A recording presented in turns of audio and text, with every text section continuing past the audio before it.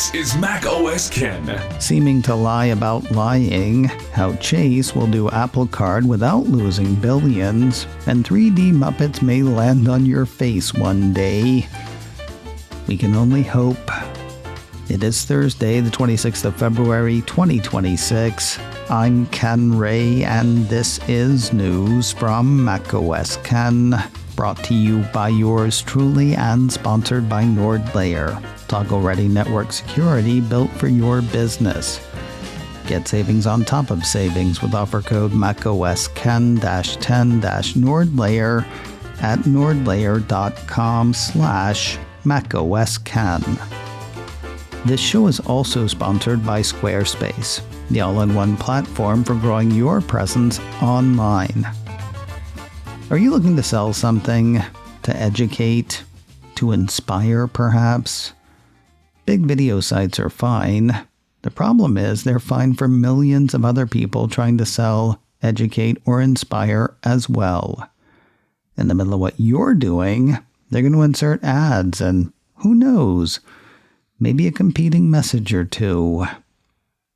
Your message should live in your space, and you can make that with Squarespace. They've got tools for building great sites, each optimized for discovery once the site's been made. From there, you can post your videos, which people can see for free, for a one-time fee, for a subscription, or for a combination of all of that. It's your site. It's your choice. See what you can do with a free trial at squarespace.com/MacOSKen. Then when you're ready to launch, use offer code MacOSKen to save 10% off your first purchase of a website or domain. Again, that is squarespace.com/MacOSKen for a free trial. Then use offer code MacOSKen for 10% off your first purchase of a website or domain. Squarespace, the all-in-one platform for growing your presence online. Get started today at squarespace.com/MacOSKen. So it seems like a member of the current presidential administration may be lying about Tim Cook lying. The piece from the New York Post, which is available through Apple News, by the way. The piece from the New York Post had White House trade advisor Peter Navarro saying on a podcast recently that Apple CEO Tim Cook had lied through his teeth about bringing iPhone production from China to the U.S. Referring to Cook as the king of evading tariffs, Navarro was quoted as saying, "We let him get away with it in the first term because he promised he would basically bring his iPhone production here or out of China, and he lied through his teeth, and he's doing it again. That's quite par for the course."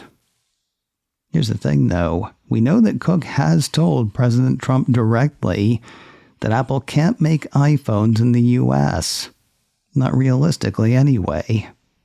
Came up the same day Cook was in the Oval Office announcing that Apple was upping its planned investment in the U.S. from $500 billion to $600 billion over the next 4 years, or 3.5 years now. That was the same day Cook gave the president a trophy for some reason. During Q&A with the press, somebody asked Cook about making iPhones here in the States the way the president would like Apple to do. Cook did his usual thing, pointing out that stuff's designed here in the States and a lot of the components are actually manufactured in the U.S. The reporter pushed back, basically saying, "Yeah, but what about making the actual phone here?" Cook responded that that's going to keep happening outside the U.S., which is when President Trump did something kind of amazing. He defended Apple and Cook. The president explained to the reporter that iPhone assembly is set up for outside the U.S. and has been for a long time. Of course, being who he is, the president then needled Cook a bit, saying maybe they could incentivize Apple to make iPhones in the States anyway. But that's another thing for another thing. The point is, Cook has apparently discussed why Apple was not moving towards assembling iPhones in the U.S., which means Navarro is full of something. The Post says the podcast host asked whether American manufacturing was experiencing a renaissance during President Trump's second term, noting that Apple already has factories in the U.S. and has promised to expand its domestic footprint. Not with Apple. I mean, they're going to India, and to me, that's not a whole lot better than being in China, Navarro fired back. But that's the exception, I think, that proves the rule. And that's what a donation to the inaugural committee, the Gulf of America, blocking ice block, a donation to the ballroom, a commitment of $500 billion. I'm sorry, do I hear 600? Okay, $600 billion in American manufacturing, plans to make Mac Mini in the U.S., and a bleeping trophy will get you. Or maybe Navarro's upset that he didn't get a trophy. Some people listening are uncomfortable now. Some might even be angry with what I'm saying, but here's the thing. The lies have to be noted, especially the easy ones. Reps for Apple did not respond to requests for comment, according to the Post. And if you're waiting for Tim Cook to stand up for himself or for the truth, I hope you brought a book. While the Murdoch-owned New York Post was hyping Navarro trying to pwn Apple CEO, the Murdoch-owned Wall Street Journal was singing the praises of Apple's moves in U.S. manufacturing. Well, praises might be overstating it a bit on my part. The journal's Rolf Winkler says Apple took them on a tour of Apple partner facilities to see the rebirth of the chip supply chain in the U.S. The nascent effort is decades behind Asia, according to Winkler, but it's a start. The article is interesting in an educational film from Encyclopedia Britannica sort of way. It's not written to make news, though. Seems to be written to hit the planet to Apple's moves to bring semiconductor manufacturing to, or back to, the U.S. If somebody could slide a copy of that under Navarro's door, that'd be great. What makes Chase think that it can handle Apple Card without losing billions of dollars the way Goldman Sachs did? Size and experience seem to be the answers. 9to5Mac ran a piece earlier this week on what went wrong for Goldman and why Chase thinks it can do better. One should start by remembering that Apple Card was Goldman's biggest push into consumer lending or credit. I mean, they had a co-branded card or two, if memory serves, and their own consumer imprint. Apple Card was the big bet, though, one that cost Goldman billions. Citing a piece from the Wall Street Journal, 9to5Mac lists a few things that worked against Goldman. Apple Card subprime borrowing rate is 34%, which is higher than Chase at 15% and Capital One at 31%. Apple Card has a higher delinquency rate of 4% versus the industry average of 3.05%. And Goldman also has a 2.93% net charge-off rate, double that of Chase and Bank of America. And they weren't as aggressive nor as successful as other banks at recovering charge-off debt. Kind of sounds like given more time, that might have all gotten better for Goldman. But how many billions do you want to lose learning? Enter Chase. In comments this week during Chase's 2026 company update presentation, 9to5Mac says CFO Jeremy Barnum offered thoughts on the issue. Basically, Chase's consumer products are so big that adding Apple Card's 34% subprime borrowing rate to its existing 15% subprime borrowing rate won't make that 15% much bigger. We don't expect that number to increase meaningfully, said Barnum. The CFO went on to say, the more important point is that we are not strangers to subprime, so we feel confident that we have the data, experience, and capabilities necessary to successfully integrate the portfolio. What makes Chase think it can handle Apple Card without losing billions the way Goldman Sachs did? Size and experience seem to be the answers. More news in a moment, but first a word from today's sponsor, NordLayer, a toggle-ready network security platform built for today's business.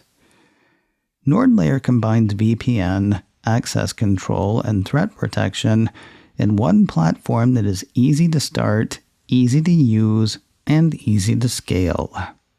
You start with step-by-step onboarding that'll have you going in no time. While it is easy to use, NordLayer's 24/7 support means if you run into trouble, help is always there. And scaling is a cinch. NordLayer lets you add users, features, or servers in just a few clicks. On top of that, NordLayer has partnered with CrowdStrike to bring Falcon endpoint protection to small and mid-sized businesses. That's stronger protection that saves your business money as a combined solution. Rates start at just $8 per user per month, though they do have an exclusive offer for you. Get up to 22% off NordLayer yearly plans, plus 10% on top with offer code macOSCAN-10-NordLayer at nordlayer.com/macOSCAN. Try it risk-free with their 14-day money-back guarantee.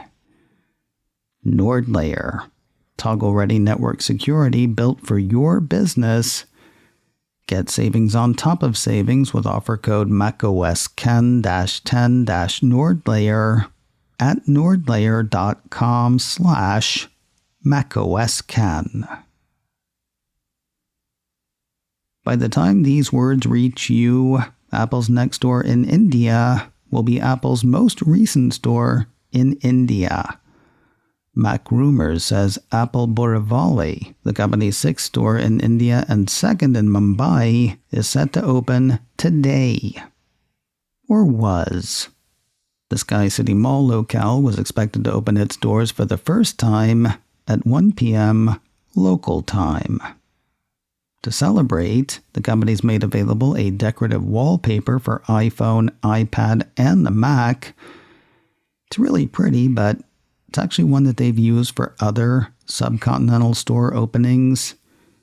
Tailored specifically for the Borivali location, Apple Music has actually built an Apple Borivali playlist that invites listeners to groove to the rhythm of Mumbai with songs to celebrate the city's second Apple Store. Apple's Formula One onslaught continues. 9 to 5 Mac says the Cupertino company has added info around the Formula One Qatar Airways Australian Grand Prix 2026 to Apple Maps. I mean, I guess it's not just promotional stuff. The piece says the Apple Maps experience actually makes it easier for people attending the race to get around and get directions.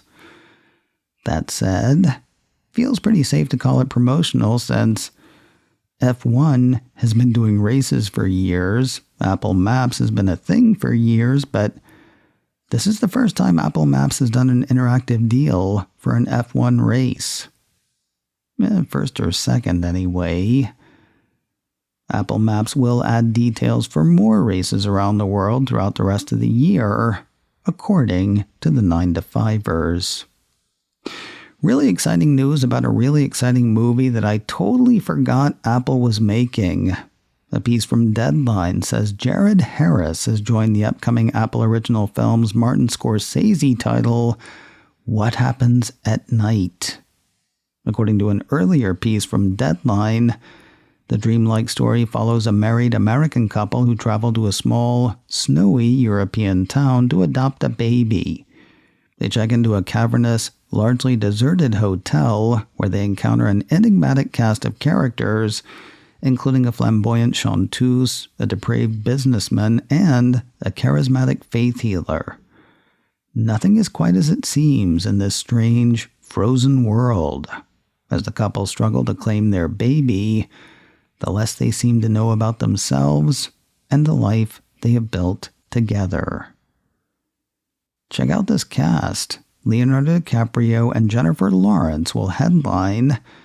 They're on the call sheet with Patricia Clarkson, Mads Mikkelsen, and now Jared Harris. Harris you may know from Apple TV's Foundation, in which he plays Harry Seldon. He also featured on Mad Men and The Crown. On the big screen, Harris was in I Shot Andy Warhol, in which he played Andy Warhol, and The Curious Case of Benjamin Button, in which he did not play Benjamin Button. Filming was expected to start last month. No telling when What Happens at Night will hit screens, both big and small. And finally today, Muppet Vision 3D is coming to a headset near you. At some point. Maybe. Apple Insider has Brian Henson, son of Muppets creator Jim Henson, and a Muppet creative in his own right. Apple Insider has Brian Henson saying that Muppet Vision 3D has been preserved and will make its way one day to VR headsets and Apple Vision Pro. Anyway, it should. If you never saw Muppet Vision 3D, sad face. It was a theme park attraction for Disney MGM Studios on the East Coast and Disney California Adventure way out west. While it may have been preserved, they can't really recreate it for the headset. See, the 3D film was only part of the experience. It also had animatronics, a live performer in a Sweetums costume, as well as physical effects like bubbles, LED light effects simulating fireworks, and a spritz of water sprinkled on the audience. All of that in a theater that looked like the Muppet Theater from the original Muppet Show. So no, they can't completely recreate it. Still, Henson's comments are encouraging, and hopefully they'll lead to something concrete. While Muppet's owner Disney has confirmed that it worked to preserve Muppet Vision 3D, Apple Insider says no other details are available. macOS Ken, brought to you by me and sponsored by Squarespace. Get 10% off your first purchase of a website or domain with offer code macOSKen at squarespace.com/macOSKen. This show is also sponsored by NordLayer, toggle-ready network security built for your business. Get savings on top of savings with offer code macOSKen-10-NordLayer at nordlayer.com/macOSKen. Advertising handled by Backbeat Media, online at backbeatmedia.com. You can find me on Mastodon, macOSKen at mastodon.social. You can also send me an email, info@macOSKen.com.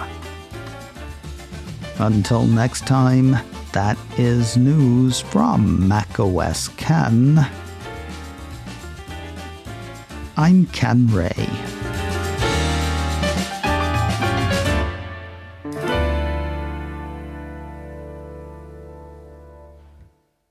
Buttons aren't toys. Buttons aren't toys.